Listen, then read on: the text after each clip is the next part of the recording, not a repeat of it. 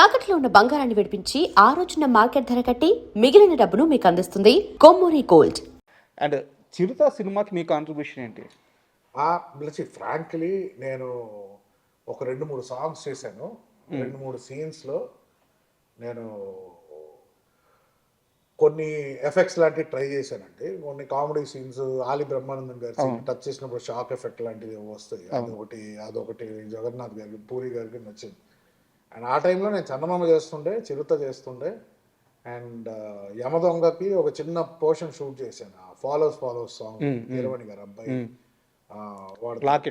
ఆ locket portion Rajamouli గారు వాళ్ళ డాడ్ స్క్రిప్ట్ ఇచ్చారు.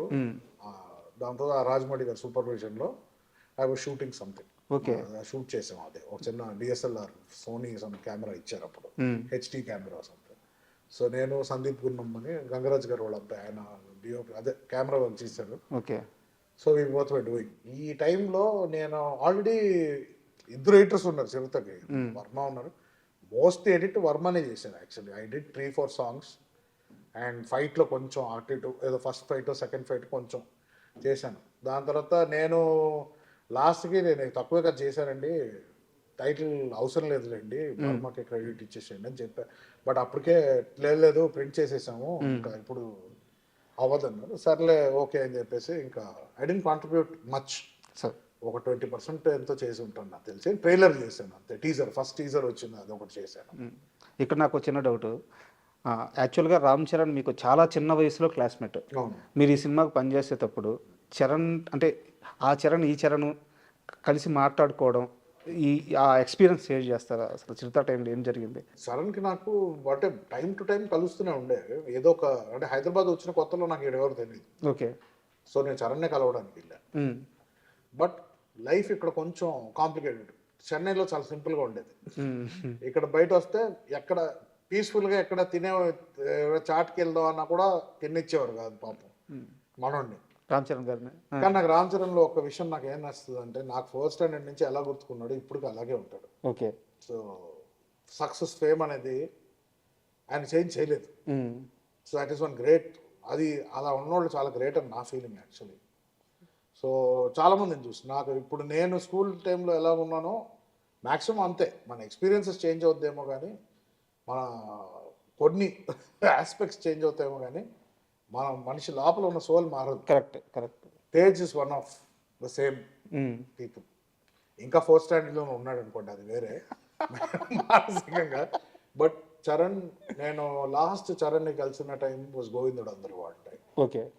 సో ఆ టైంలోనే 2-3 సార్లు కలిసాం. సో దాని తర్వాత ఆటోమేటిక్గా నేను ఎక్కువ సోషల్గా తిరగను. సో దాంతో నేను కలవడం లేదు. కానీ అప్పుడు he was the same, the way he talks, same person. మొత్తం మార్పు ఉండదు. So is the same genuine kind గై.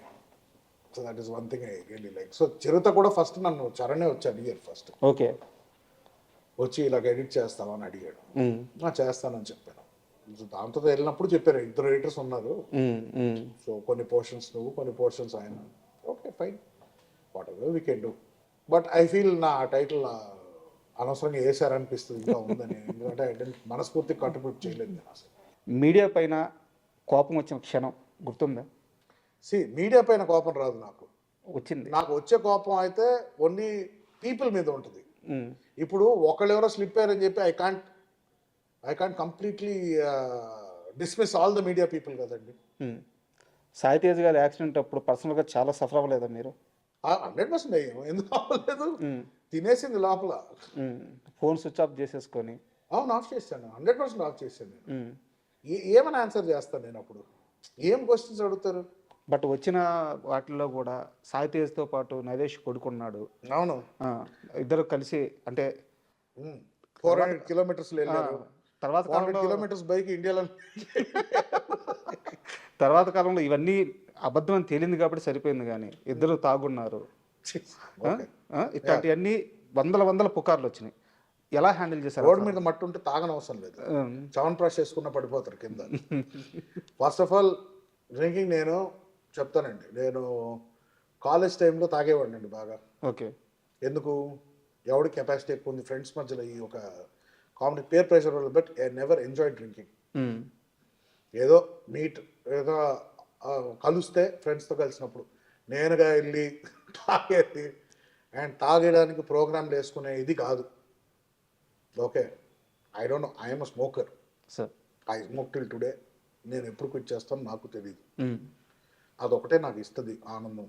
నేను చాయ్ ఇష్టం, నాకు బ్లాక్ కాఫీ ఇష్టం, ఇంతే. మందు ఎప్పుడు ఇష్టపడలేదు దాంతో, అంటే never longed for it. Okay, Tej అయితే అసలు పాపం వాడు only tea drinker, black coffee కూడా తాగడు, టీ డ్రింకర్. మాకు అసలు మా బ్యాచ్ టీటోట్లర్ బ్యాచ్. సార్ పార్టీకి ఎప్పుడు వెళ్తాం మేము పబ్కి, ఎప్పుడన్నా కలిసి ఎప్పుడన్నా బయటికి వెళ్దాం రా మ్యూజిక్ అంటే వెళ్తాం. ఒక వైపు వెళ్తే ఒక బీర్ ఏదో తాగుతా, జస్ట్ ఫర్ ద మూడ్. అంతేగాని ఓ తాగేసి, first of all sports bike తాగి నడపడం ఏంటండి, నాకు అర్థం లాజిక్కే ఉండదు దాంట్లో. సి డెఫినెట్లీ స్కిడ్ అయితే పడ్డాడు, but as he was not drunk, he doesn't drink. ఎప్పుడో బర్త్డే కంటే ఫార్మాలిటీకి ఒక షార్ట్ ఏదో వేస్తారు, అందరూ వేస్తారు. లేక ఇప్పుడు 40 ఏళ్ళు వస్తుంది అందరికి, ఇప్పుడు ఏం చిన్న స్కూల్ పిల్లల. But alcohol never. నేను ఐ యూస్ టు. మధ్యలో they was a face where I drank and నా ప్రాంకేస్ దొబ్బింది. అవునా, అంత అంటే not because of alcohol, okay, because of my life style okay, and my eating habits. Sir Sai Tej గారు accident అయిపోయిన తర్వాత మీరు అంటే అక్కడ ఒక స్పేస్ ఇద్దామని చెప్పి గ్యాప్ తీసుకున్నారు. తర్వాత ఎప్పుడో మీరు కలిసి ఉంటారు కదా, తర్వాత ఆ ఇన్సిడెంట్ తర్వాత ఆయన కాన్షియస్లోకి వచ్చిన తర్వాత ఏదో ఒక రోజు మీ ఇద్దరు కలిసారు కదా, 100%. ఫస్ట్ టైం ఆ మీటింగ్ ఇద్దరి మధ్య ఏం జరిగింది సంభాషణ? ఎందుకంటే మీ ఇద్దరు థిక్కెస్ట్ ఫ్రెండ్స్. ఆయన మిమ్మల్ని చూడంగానే ఏం మాట్లాడారు, మీరు ఆయన చూడంగానే ఏం మాట్లాడారు? ఏమైనా ఫస్ట్ హగ్ చేసుకున్నాం, దాని తర్వాత చెప్పండి. నెక్స్ట్ ఏదో బైక్ కొందాం అన్నాడు అప్పుడు.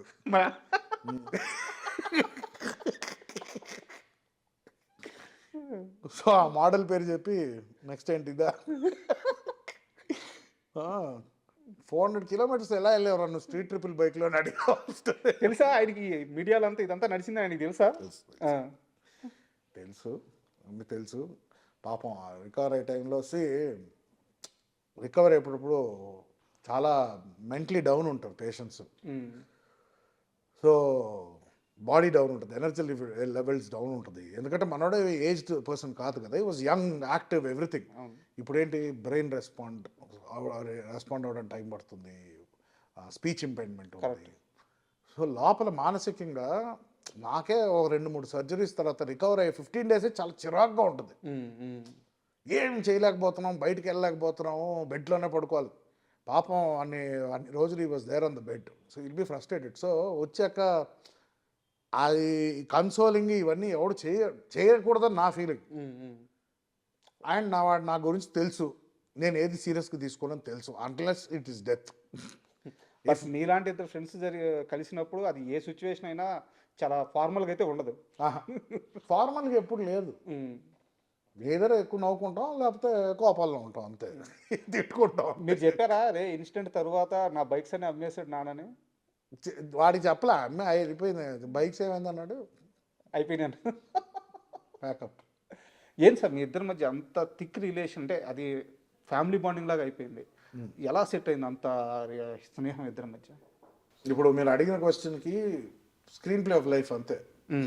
What is meant to be అది జరగాలని రాసి పెట్టుంది. చెన్నైలో మేము హార్డ్లీ 4-5 years కలిసి ఉన్నాం. దాంతో హైదరాబాద్కి వచ్చాడు, నేను కాల్ చేయలేదు, నాకు నంబర్ లేదు. హైదరాబాద్కి వచ్చాక చరణ్ని కలిసాక తేజ్ నెంబర్ తీసుకున్నా, ఓకే, ఫోన్ చేశా, కలిసాము. అప్పుడు మేము క్రికెట్ ఆడేవాళ్ళం. సో మనోడు రాజూస్ క్రికెట్ క్లబ్లో ఆడేవాడు. ఒకరోజు ఎవరో చెప్పారు క్రికెట్ 6లు బాగా వేస్తున్నాడు అక్కడ, సూపర్ మీ ఫ్రెండ్ అంటే, అప్పుడు నేను వెళ్ళా, కలిసాం, మళ్ళీ ఒకసారి కలిసాం. దాని తర్వాత కొన్ని 1-2 years కలవలేదు. ఓకే, దాని తర్వాత సబ్వేలో కలిసా. తర్వాత అప్పటికి ఇంకా మనోడు యాక్టింగ్ ఏం లేవు, నేను ఎడిటింగ్లో ఉన్నప్పుడు అప్పుడు సబ్వేలో కలిసా ఇంకో ఫ్రెండ్తో. మళ్ళీ అప్పుడు స్టార్ట్ అయింది పరిచయం, మళ్ళీ అప్పుడు మీట్ అవ్వడం స్టార్ట్ అయింది. ఓకే, దాంతో రెగ్యులర్ కలవడం స్టార్ట్ అయ్యాడు మళ్ళీ. బట్ ఇదేంటంటే ఫ్రమ్ నేను I think I was in 4th or 5th. అప్పుడు ఆ టైం నుంచి నాకు ఒక ఎవ్రీ ఫేజ్లో కలుస్తూ ఉండేవాడు. So every time we met, అది ఒక బ్రదర్ బాండింగ్ లాగా అయిపోయింది.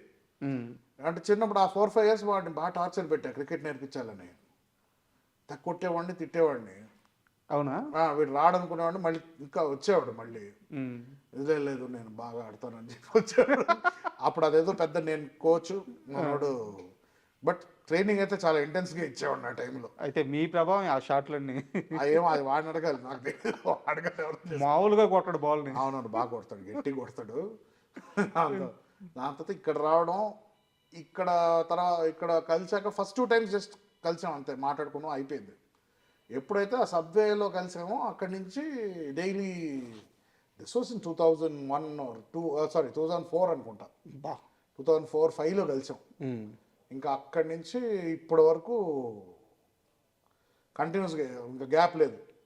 సో ఏంటంటే చిన్నప్పుడు అలా చూశాను కదా, సో ఆటోమేటిక్గా ఒక తమ్ముళ్ళలాగే ఉండేది. ఇది వాడు సక్సెస్ నా సక్సెస్ అని నేను వాడిని ట్రైన్ చేయాలి ఆయనకి ఎందుకో వచ్చింది. నాకు చరణ్తో ఎప్పుడు నాకు అలా లేదు. ఓకే. తేజ్ నాకన్నా కొంచెం చిన్నోడు కాబట్టి చిన్నప్పుడు తమ్ముళ్ళలాగే చూసేవాడిని నేను. సో ఇక్కడ కలిసాక అదే ఇది స్టార్ట్ అయింది. దాంతో వాడు కెరియర్ గురించి మాట్లాడినా, ఇలాంటి సినిమాలు చేద్దాం అనుకుంటున్నా, సో ఫస్ట్ డాక్టర్ అవుదాం అనుకుంటున్నాను అంటే, నేనా పిచ్చా అన్నాను. నువ్వు అసలు చదువు వచ్చా నీకు? అసలు నువ్వు సినిమాలు కనీసం ఫ్లాప్ సినిమా తీస్తే ఆడియన్స్ ఇరిటేట్ అవుతారు, ఇక్కడ నువ్వు తప్పు చేస్తే జనాలు చచ్చిపోతారు, నీకు నీ రిస్క్ తెలుస్తుందా నీకు అని చెప్పారు. దాని తర్వాత he decided he wanted to act and everything. అయితే డాక్టర్ కావాల్సిన యాక్టర్ చేసింది మీరే? నేనేం చేయలేదబ్బా, అంతా వాళ్ళ డిసిషన్ ఉంటుంది, మనం ఎవ్వరు ఏం చేయరు. ట్రాక్ మార్చేసింది మీరే? వాడు నిజంగానే డాక్టర్ అవ్వాలనుకుంటే ఎంతమంది చెప్పినా డాక్టర్ అయ్యేవాడు. వాడు యాక్టర్ అవుదాం అనుకున్నాడని డాక్టర్ని చంపేసాడు వాళ్ళు. స్టెథోస్కోప్తో ఉరి తీసాడు డాక్టర్ని. So it's his decision ultimately. వాడు ఏదైనా అదే కదా whole policy, do what ever you want, but అంతే, బట్ ప్రాపర్గా చేయి అంతే. ఏదున్నా కూడా 100% దిగితే దాంట్లో దిగిపోవాలి అంతే. కానీ వెరీ గుడ్ సోల్ అండి. అంటే ఫస్ట్ టైం కలుస్తుంటే వాళ్ళు ఎంత చిన్న వాళ్ళైనా ఎంత పెద్దవాళ్ళైనా అవును, ఎంత ఆప్యాయంగా దగ్గరికి తీసుకుంటారు, ఎంత ఆప్యాయంగా మాట్లాడతారు. తేజ్ నాకు చిన్నప్పుడు చాలా అండర్ కాన్ఫిడెంట్గా ఉండేవాడు, షై ఎక్కువ, చాలా కొంచెం భయం, షైనెస్ ఎక్కువ. అండ్ చిన్నప్పుడు ఏంటంటే ఆ ట్రైట్స్ ఉండిపోతాయి మనలో. అది యాజ్ వి గ్రో కాన్ఫిడెన్స్ రావచ్చు కానీ, బట్ ఇది ఇప్పుడు is very more confident person, especially after the incident, him coming back and giving hits. Change చేసింది 100% చేంజ్ చేస్తుంది ఎనీ మనిషి అండి. ఒకసారి లైఫ్ అండ్ డెత్ మధ్యలో ఉండి వచ్చామంటే మనిషి 100% మారుతారండి. Everything what you look at, అంటే ప్రతి ఒక ఆస్పెక్ట్ విల్ సీమ్ డిఫరెంట్. ఏ టైం అయినా నేను పోవచ్చు కదా, why am I taking this seriously? చూసుంటారు కదా, నెక్స్ట్ టైం చూసేస్తారు కదా. ఇంకా 100% మారుస్తుంది మనిషిని. చెప్పాడా ఎప్పుడైనా? చెప్పాడా మామ అయిపోతాను అనుకున్నాను, ఏం అర్థం కాదు? అవంతా అంత డీప్గా ఏం మాట్లాడమండి. ఎందుకంటే మనం కలిసినప్పుడు అది పెట్టకూడదు, అది ఆ ట్రిగర్ పెట్టకూడదు. ఆ ట్రిగర్ అది ఎప్పుడు ఉంటుందో ట్రిగర్. సో అది మైండ్ ఆటోమేటిక్గా స్ట్రెంగ్త్ అయిపోయి, స్ట్రాంగ్ అయిపోయి దాన్ని ఫేడ్ అయిపోద్ది. ఇంకా ఒక పాయింట్ తర్వాత అబ్బా అప్పుడు ఎప్పుడో ఒకటి అయిందని గుర్తుకుంటుంది మనకి అంతే. సో దాన్ని మనం గుచ్చి మాట్లాడం, టాక్ ఎనీథింగ్ ఎల్స్ అంటే, అన్లెస్ అది నేను బాదర్ చేస్తుందంటే దాని గురించి మాట్లాడతాను.